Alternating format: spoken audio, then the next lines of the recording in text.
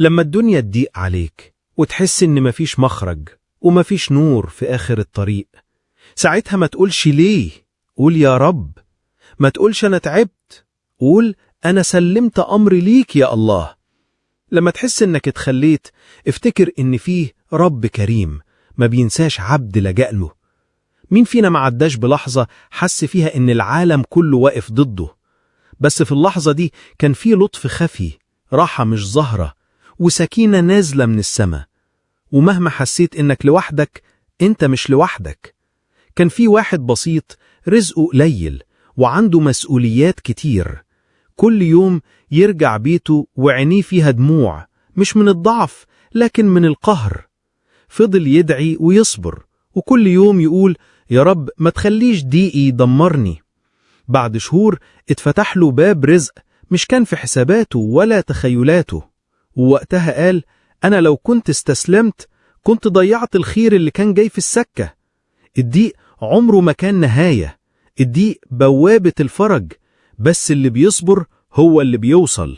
خد لحظة وسأل نفسك، هو أنا فعلا سلمت أمري لله ولا أنا بحاول أتحكم في كل حاجة بنفسي؟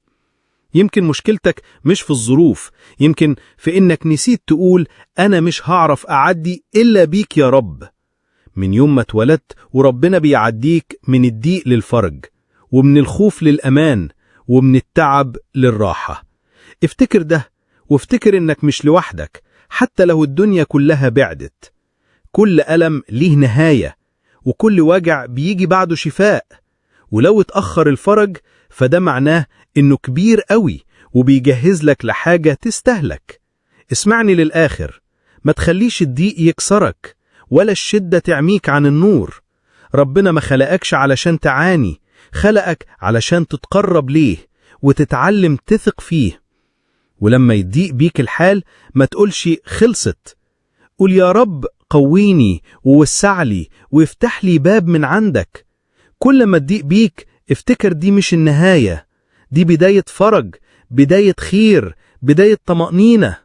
وما تنساش الجملة دي أبدا، لو كل الأبواب اتقفلت باب ربنا مفتوح، وباب ربنا وسع الدنيا كلها، فمستحيل يضيق بيك.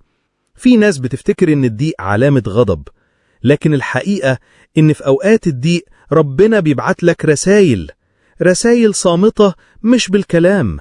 ممكن تبقى في شكل إنسان يطبطب عليك، أو موقف صغير يطمن قلبك، أو حتى دمعة تنزل وتغسل اللي جواك.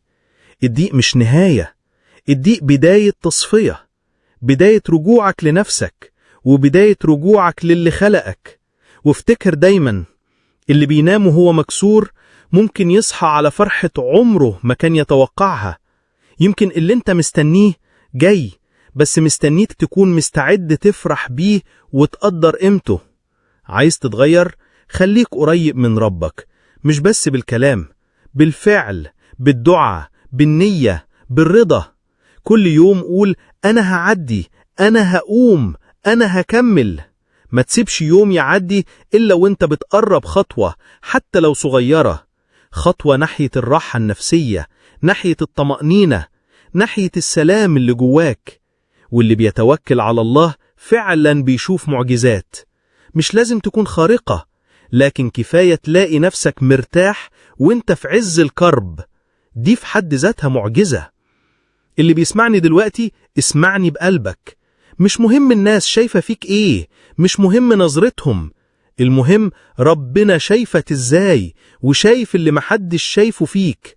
مفيش لحظة عدت عليك ضاعت، كل دمعة نزلت، كل تنهيدة طلعت، كل دعوة قلتها، كلها اتحفظت، كلها اتكتبت، وكلها ليها وقت مستجاب. يمكن نسيت نفسك، لكن ربنا مش نسيك. ويمكن كل اللي انت فيه دلوقتي هو بداية جديدة لحياة عمرك ما تخيلتها.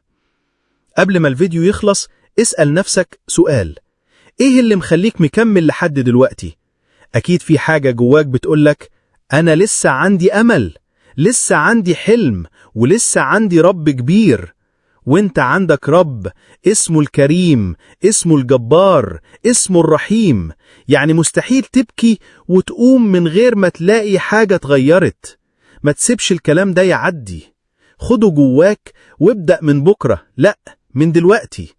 قوم وابدأ طريق جديد حتى لو بشوية خطوات صغيرة، بس خليك واثق إن النهاية مختلفة تماما، لأنك لما تسلمها لربك عمرك ما هتخسر.